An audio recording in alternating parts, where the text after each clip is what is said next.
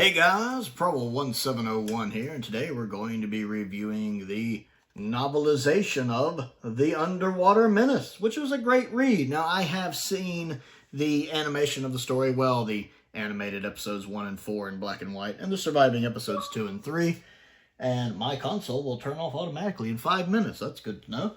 I very much enjoyed the animated and surviving episodes, so I was curious what I think of the novelization. Now, this was sent by one of my subscribers, probably the Flyattractor. The Flyattractor has sent me most of my novels. This is probably one of the ones he sent, so I want to give a shout out to the Flyattractor for that. I appreciate that.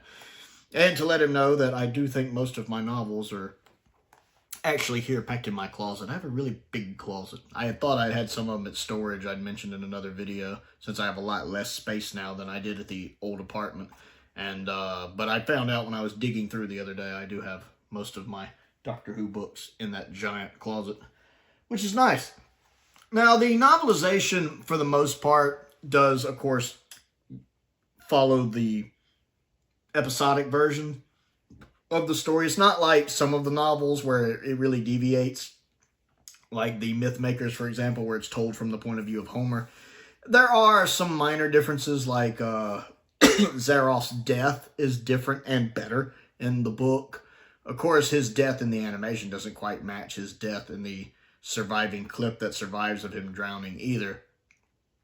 But the way it's written in the book is actually better, where he's actually grappling with the head priest, the high priest, that can't stand Zaroff. So they're actually in a battle to the death when the water breaks through. That's kind of cooler to me. I kind of like that. I like the high priest. There's a bit early on in the story when the Doctor and the rest of them are going to be sacrifices. And, of course, the Doctor and Ben and Polly and Jamie are not thrilled about this. And the high priest is just like, why are they having a fit about this? Don't they understand the honor involved that's being bestowed upon them? How dare they not want to be fed to the man-eating sharks?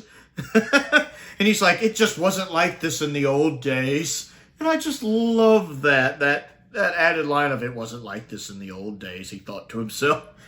It's kind of funny, actually, that he's just like, do they not realize the honor being bestowed on them? I don't know why, it just amused me immensely. The Doctor at the beginning of the story, too, I love how he's written, is kind of like being very childlike in his excitement at going to the beach. He runs down to the beach while the rest of the companions go off to explore the volcano. He runs down to the beach with a bucket and like a spade, like a little 5-year-old. It's like he didn't have time to worry about what they were up to. He had more important things on his mind, like building sandcastles. That's what he wanted to do, build sandcastles.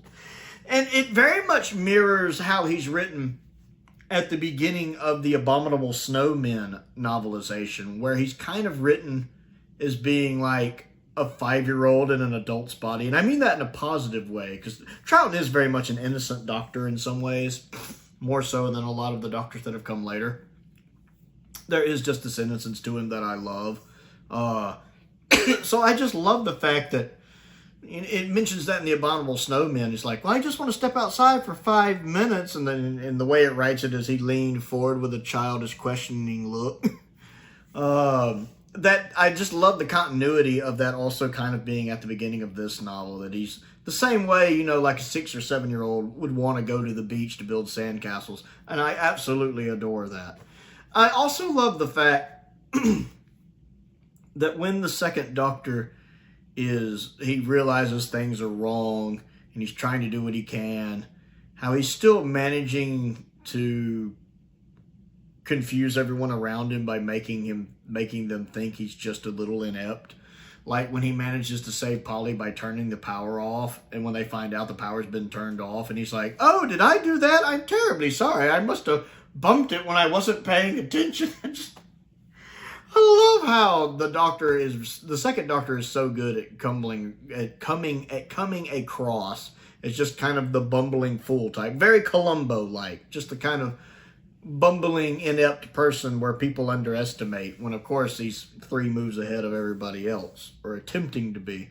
I absolutely enjoy that that's kept intact in the novelization as well. It was a good read.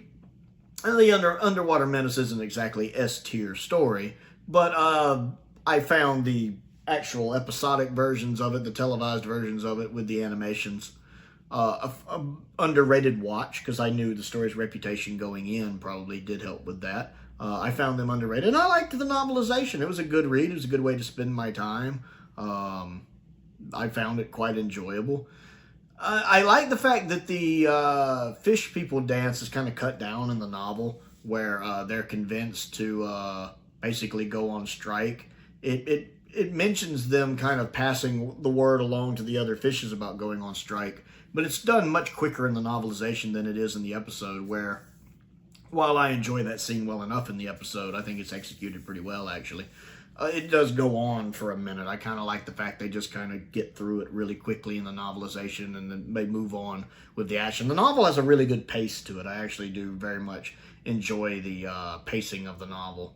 So I actually found it a really good read. I think I prefer the animation for the most part, just because, again, I have the visual medium now to watch the whole thing in a visual medium one way or another.